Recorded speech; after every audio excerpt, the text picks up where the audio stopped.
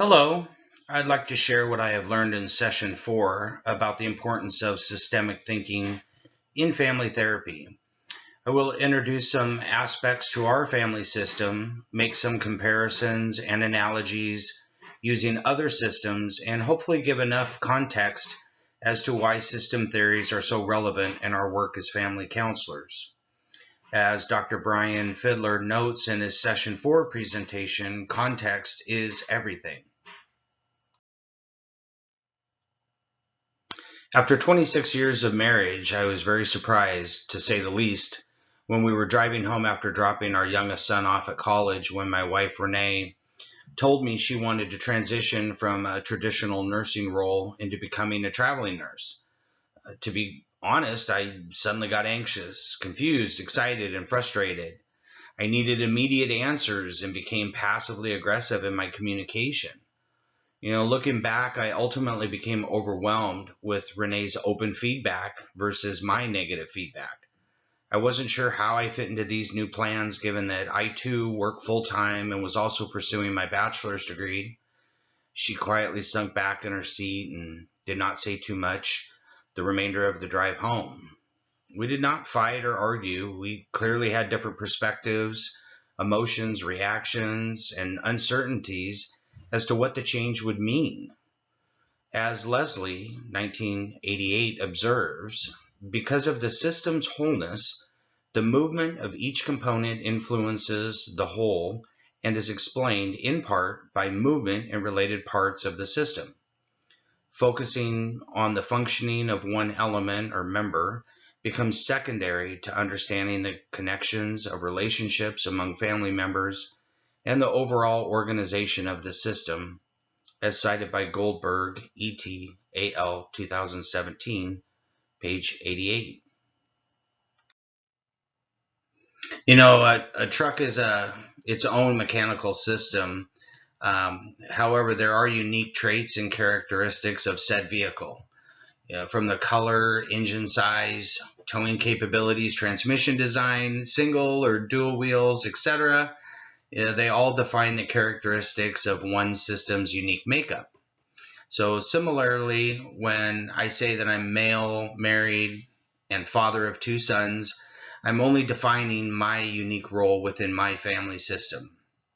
Therefore, a value in systemic thinking is thinking differently about the varied traits and characteristics of our clients. Their respective culture, gender, roles, and the existing family system they come from are all relevant as therapists widen the lens to understand and acknowledge the vast components defining and influencing each member of a system. An RV trailer, similarly, is a functioning system. It can be considered self-contained in that it can operate with or without electricity. However, without sufficiently charged batteries, water, solar power, and propane, it also physically cannot go anywhere without the truck. So there's a dependency upon another system for transport. In essence, then, systemic thinking focuses in on the relationship. So here we've got, in order for the truck to pull the trailer and the trailer to be pulled by the truck, a relationship has to exist. Um, to summarize Goldberg et al. 2017, within a systemic perspective, counselors consider the relationships within the family. There are rules, roles, patterns, norms, and boundaries. All of these impact and factor into the family system and its ability to function. I like the idea around the communication patterns as information is given and exchanged, and these patterns are done via the feedback that exists. Again, to summarize Goldenberg et al. 2017, in a positive feedback loop system, members are willing to receive new information that considers mitigation against excessive fluctuations. I was perceiving Renee's idea around travel nursing as massive fluctuations and Wasn't hearing a lot of mitigations, against doing it, but I was hearing a lot around why we should do it. So within the respective system, uh, the in a positive feedback loop, the intention obviously is to extend the life of the system through the change intended to augment or accelerate the initial deviation, which ultimately it was going to be a positive change. I was just having a hard time conceptualizing and foretelling where the adventure was going to take us. As more time progressed and more dialogue, was ensuing, I was definitely beginning to feel this unbalance into my current family system in that moment. What's interesting is on trailers themselves, there's, leveling jacks. The truck utilizes anti-sway control arm, brake controllers. I have a dually with dual rear wheels, tandem axles. They all act as homeostatic devices to balance and stabilize the mechanical system. And when you see a rig broken down, changing a flat tire, or worse, swaying back and forth on the highway, something mechanically has failed or the system's equilibrium must be adjusted. Similarly, systems theories incorporates a homeostatic premises into therapy. Therefore, a therapist may conceptualize change to aid the family self-reorganize, consider and explore unintended consequences, and recognize reciprocity. Goldberg, ETAL, 2017, page 103. Therapists must also account for, this unbalance or ambivalence during the various stages and not promote a quick fix within the treatment plan. They need help adapting and the ability to remain stable.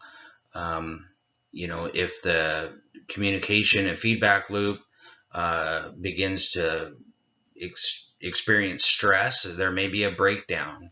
A lot of that breakdown is based on the rigidity or a refusal to alter rules, which can prevent the adjustment and transitions. These life changes also can add developmental and environmental stressors. McGoldrick, ETAL 2016, note that each generation must be flexible in relation to changing rules and relationship as they go through life's transition. But ultimately, a need of a family is consistently seeking homeostasis.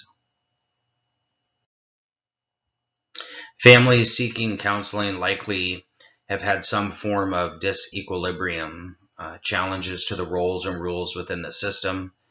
The family struggles to redefine roles or change the system rules to adapt. Perhaps threats to the system survival, such as death, illness, or divorce, have led members to our counseling offers for repair. Therefore, we are privileged and responsible to think systemically about how our clients' systems are adapting and are they able to stabilize or stabilize over time. To summarize Stanton and Welsh 2012, really systemic thinking incorporates, challenging mental models, and as counselors, we are tactical in doing so, but can educate and promote change. Because we see the system as a whole, we can extract strengths that other members may not see or verbalize. When we are able to comprehend the complexity of the forces for and against the family's systems, we can conceptualize change with them through observing the system's patterns and trends. As counselors, we acknowledge the system is always in flux over time, and we use the relationships to contemplate the connections there. We also can propose shifts in perspectives. So I believe that a good therapist practicing systemic thinking will recognize reciprocity and view circular causation and avoid linear thinking. The process does take time, and meeting clients where they're at presently in the moment and allowing God to use us as his vessels will hopefully preserve the family system for future generations and new traditions, and also heal those that were challenged with making changes to their respective system. Renee and I have been very blessed. We've worked through the traveling thing, and it's been over a year now that we've been able to do that. So we both feel very fortunate that we were well functioning enough to work our way through it, and we're still learning in the process and growing. Thank you for your time. God bless.